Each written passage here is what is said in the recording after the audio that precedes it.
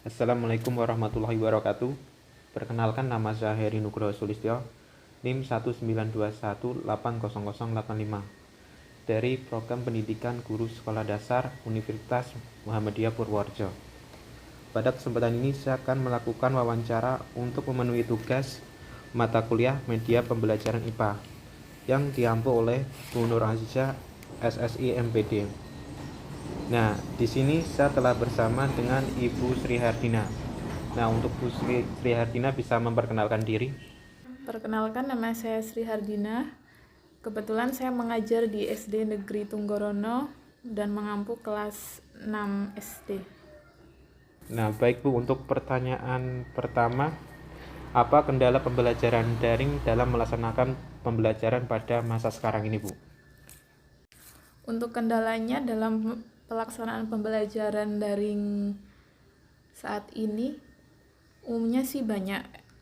Untuk yang pertama, misalnya keterbatasan teknologi. Karena dalam satu kelas masih ada beberapa siswa yang belum memiliki handphone, utamanya smartphone, karena kan kita dalam melaksanakan pembelajaran daring ini intensnya menggunakan media sosial berupa WhatsApp, yaitu melalui chat group. Yang kedua yaitu keterbatasan biaya untuk mengakses internet. Karena pada umumnya orang tua siswa di SD Negeri Tunggorono ini umumnya adalah keluarga dengan golongan ekonomi bawah sampai menengah. Jadi untuk membeli paket data mereka masih kesulitan. Yang ketiga yaitu keterbatasan waktu dan kemampuan orang tua dalam mendampingi anak saat mengikuti pembelajaran daring. Keterbatasan waktu misalnya karena orang tua harus bekerja dan tidak bisa memperhatikan pembelajaran daring siswa di rumah. Terus yang kedua misalnya kemampuan orang tua dalam mendampingi anak. Misalnya siswa kurang paham tentang suatu materi dan bertanya kepada orang tua, tetapi orang tua tidak bisa atau tidak mampu memberikan penjelasan kepada anak mengenai materi tersebut. Yang keempat yaitu pemberian materi kepada siswa sangat terbatas, karena pada pembelajaran daring ini guru tidak bisa bertatap langsung dengan siswa, yang otomatis tidak bisa memantau apakah siswa benar-benar paham atau tidak terhadap materi tertentu. Yang kelima yaitu sebagian besar siswa mengeluhkan bosan atau jenuh karena tugas dan pemberian materi hanya bisa diberikan lewat online atau daring.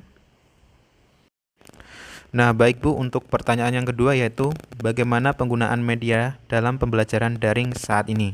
Untuk penggunaan media umumnya sangat terbatas karena keterbatasan teknologi dan juga biaya baik dari guru ataupun siswa.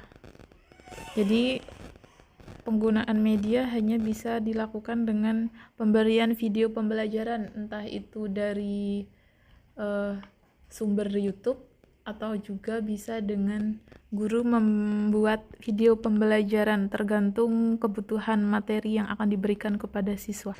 Nah, untuk pertanyaan yang ketiga yaitu jenis media pembelajaran apa yang digunakan dalam menjelaskan materi habitat hewan dan tumbuhan? Untuk jenis media yang digunakan, saya menggunakan audiovisual karena itu yang paling mudah diterapkan dalam pembelajaran daring ini dan tidak memakan biaya yang sangat mahal. Nah, untuk pertanyaan yang keempat, Bu, apa kesulitan guru dalam menjelaskan materi habitat hewan dan tumbuhan?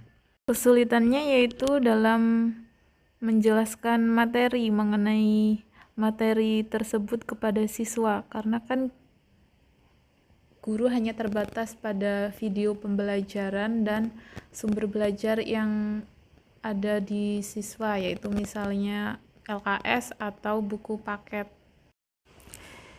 Jadi materi yang bisa disampaikan hanya poin-poin pentingnya saja. Tentunya hal ini membuat siswa yang kemampuan intelektualnya kurang pasti mengalami kesulitan karena siswa akan kurang paham jika hanya lewat video pembelajaran atau hanya membaca saja.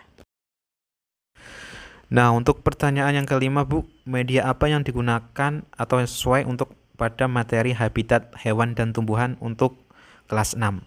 Untuk penggunaan media pembelajaran, saya menggunakan video pembelajaran dan modul pembelajaran. Nah, untuk tugasnya saya memberikan tugas kepada siswa untuk mengamati habitat hewan dan tumbuhan yang ada di lingkungan sekitar rumah siswa. Nah, untuk pertanyaan terakhir, Bu, bagaimana kondisi siswa saat ini dengan adanya pembelajaran daring saat ini? Untuk kondisi siswa saat ini umumnya sudah mulai bisa beradaptasi dibandingkan dengan saat-saat awal dilakukannya pembelajaran daring. Untuk sekarang sudah mulai terbiasa. Misalnya pada saat awal-awal dilakukannya pembelajaran daring masih banyak terdapat siswa yang belum mempunyai alat komunikasi atau smartphone. Kalau sekarang orang tua sudah mulai mengusahakan untuk mempunyai alat komunikasi yang bisa digunakan untuk kegiatan pembelajaran daring. Terlebih, Dinas Pendidikan sudah membantu pengadaan pembelajaran daring ini dengan memberikan kuota internet kepada siswa untuk belajar, sehingga memudahkan siswa dalam kegiatan belajar pada pandemi saat ini.